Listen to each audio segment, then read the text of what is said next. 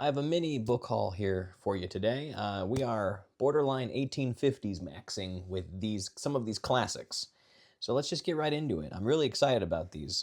So first up, we have The Scarlet Letter by Nathaniel Hawthorne.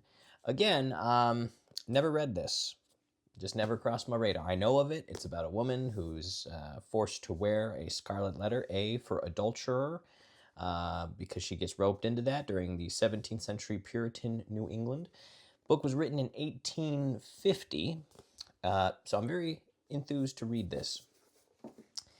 Keeping up with the 8 to the next year's greatest hit, Moby Dick, the classic all-American novel, the great American novel, right? Moby Dick. So much of our literary tradition in the United States is impacted by this work. And I really want to get into this. I want to dive into it. Nice deckled edges there.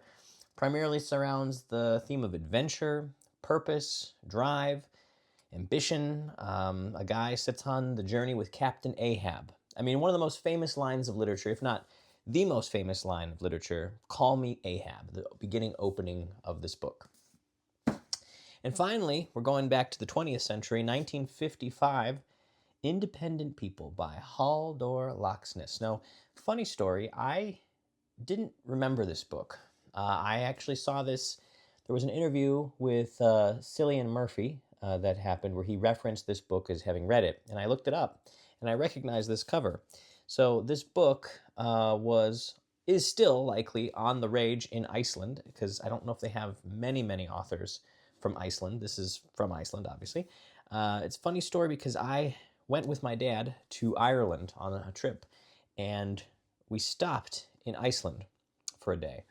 And I remember seeing this design. It was like one of those core memories unlocked, where I saw this was just all over, festooning the bookstores of the Iceland Keflavik airport, because there was a layover.